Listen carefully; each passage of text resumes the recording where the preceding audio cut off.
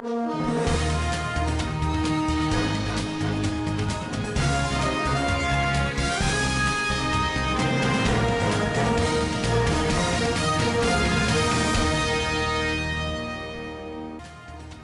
Labour Congress directs workers to shut down CBN offices nationwide.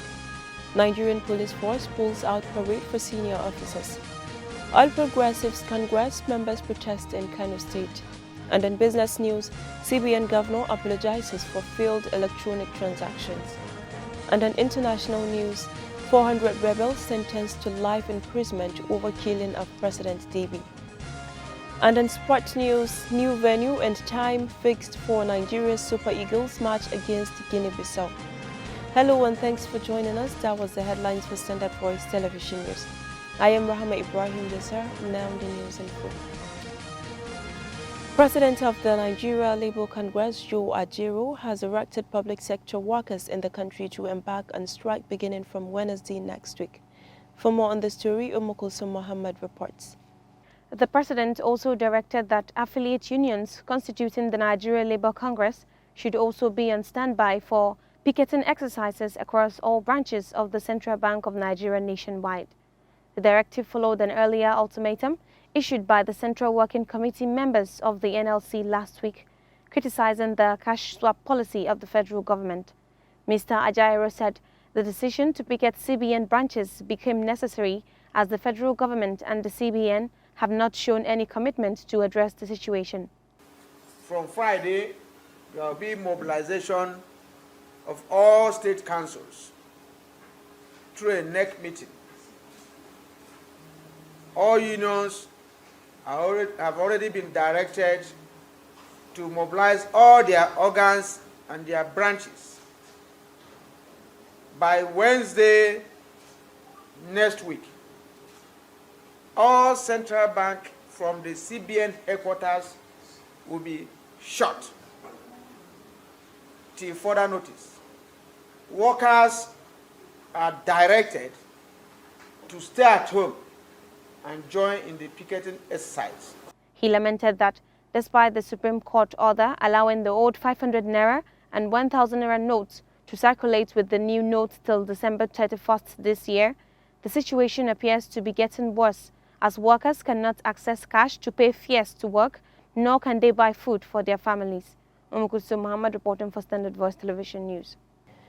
According to spokesman to Nigeria's President-elect Bola Tinubu Tunde Rahman, the President-elect has traveled to Paris in France to undertake rest and leisure Hajj. Mr. Rahman said after a very exhaustive campaign and election season, President-elect Asiwaju Bola Tinubu has traveled abroad to rest and plan his transition program ahead of May 29, 2023 inauguration. According to him, the President-elect left the Murtala Muhammad International Airport, Ikeja, for Europe, London and preparatory going to Saudi Arabia for Umrah. The Nigeria Police Force has pulled out no fewer than 14 senior officers, including Deputy Inspector General of Police Johnson Kukumo, after 35 years in service. Newsman reported that the officers and the current Inspector General of Police, Usman Al-Ali Baba, were the last set of the first graduate police officers from the Nigeria Police Academy with Kanu Kas 188 to retire. For more on the story, Zainab Abdulwasir reports. The Polak pioneers who participated in the pull-out parade at the police college, Ikeja, include AIG Isiak Akimoyede, AIG Olatunji Akimbola, AIG Andrew Amegeme, AIG Amechi Elumelu, and AIG Ngozi Onedeko. The pioneers were among some 844 Nigerian police officers who have served for 35 years and retired from the force. The IGP, who was represented by DIG Olayinka Adeleke at the ceremony, congratulated the retired officers and their families, along with commending and celebrating the officers for meritorious services. Zainab Abdulwasi reporting for Standard Voice Television. The British High Commission said it is collating relevant information about Nigerians who engaged in anti-democratic actions during the elections. The Commission, which disclosed that members of its observation team witnessed vote buying, voter intimidation, destruction of election materials and harassment of journalists during the governorship elections, expressed concern over use of inflammatory ethno-religious language by some political figures. The Commission therefore called on all leaders not just to distance themselves from that kind of language, but to also prevent those who speak on their behalf from doing so. The All Progressive Congress has called for immediate redeployment of the Kano State Independent National Electoral Commission resident Electoral Commissioner Mr. Abdu Zango from the state. The state APC chairman Alhaji Abdullahi Abbas said this when presenting a petition during a protest march challenging the outcome of the March 18th governorship election at the state's INEC office in Kano. The state APC chairman, who was represented by the state APC legal advisor Mr. Abdul Fagi, said INEC should have declared the election as inconclusive for some reasons. Mr. Fagi said the number of voters in polling units where elections was cancelled was about 273,442, which was more than twice the margin between the two main contenders in the election, which was 128,897. The All Progressive Congress in Adamawa State has suspended the secretary to the state government of the Federation, Boss Mustafa, for losing his polling unit to the People's Democratic Party at the presidential and governorship polls. The party disclosed that the secretary to the government of the Federation did not contribute to the victory of its presidential and governorship candidates, announcing the suspension at a press conference in Yola. Chairman of Godabawa Ward stated that the indefinite suspension followed complaints from his ward and that no individual could be above the party that gave them the platform. But in a sudden twist to the announcement of the indefinite suspension slammed on the secretary to the government of the Federation, the acting chairman of the State Working Committee, Chief Samaila Tadawus, declared the announcement as unconstitutional, null and void, and of no effect. And in business news,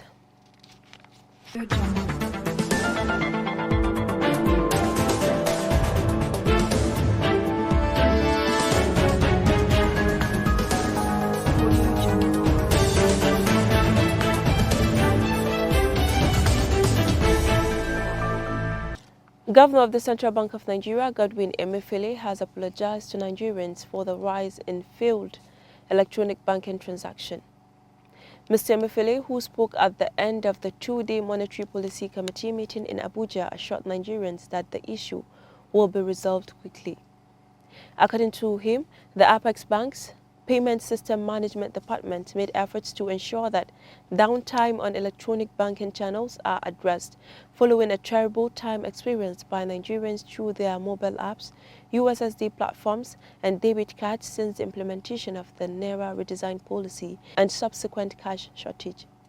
During the briefing, the CBN boss also spoke on the supply of money in the country, stating that the implementation of the Naira redesign policy has resulted in a reduction in currency outside the banks. And also on business news, the Federation Accounts Allocation Committee has shared 722.677 billion naira February 2023 Federation Accounts revenue to the federal government, states and local government councils. This was contained in a communique issued at the end of the FAC meeting for March 2023. The committee said the 722.677 billion naira total distributable revenue comprised distributable statutory revenue of 366.800 billion naira, distributable value-added tax revenue 224.232 billion naira. Electronic money transfer levy of 11.645 billion naira and 120,000 billion augmentation from forex equalization accounts. According to the statement, in February 2023, the total deductions for cost of collection was 27.409 billion naira and total deduction for transfers, savings, recoveries and refunds was 109.909 billion naira. And on international news,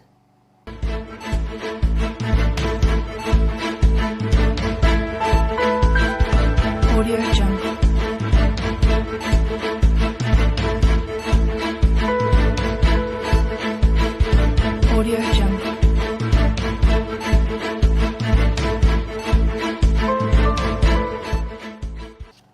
400 rebels were given life sentences following the 2021 killing of former Chad ruler Idris Deby.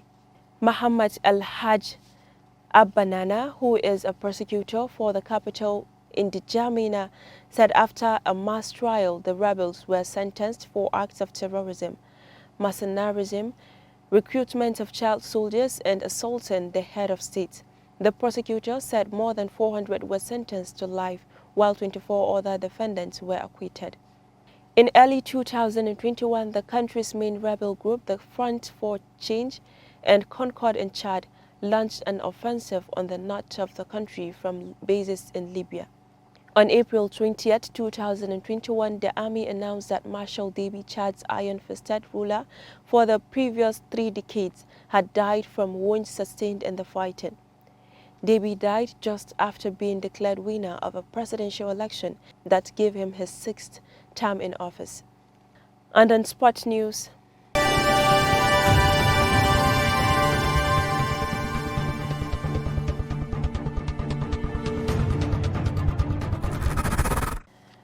new venue has been approved for Nigeria's Match Day 4 meeting with Guinea-Bissau in 2023 Africa Cup of Nations qualifying series.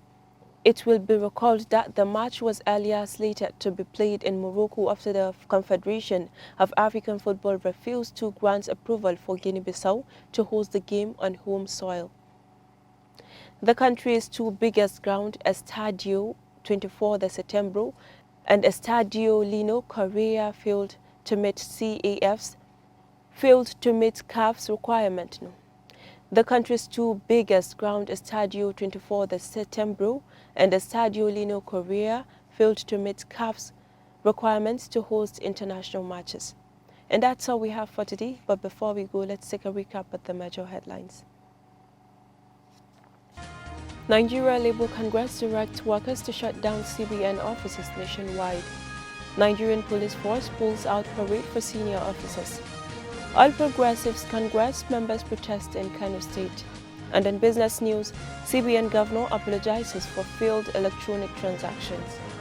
And in international news, 400 rebels sentenced to life imprisonment over killing of President Deby. And in sport news, new venue and time fixed for Nigeria's Super Eagles match against Guinea-Bissau. A recap for the major headlines on behalf of the production team, head of news and current affairs. I am Rahma Ibrahim Dusar, saying bye for now.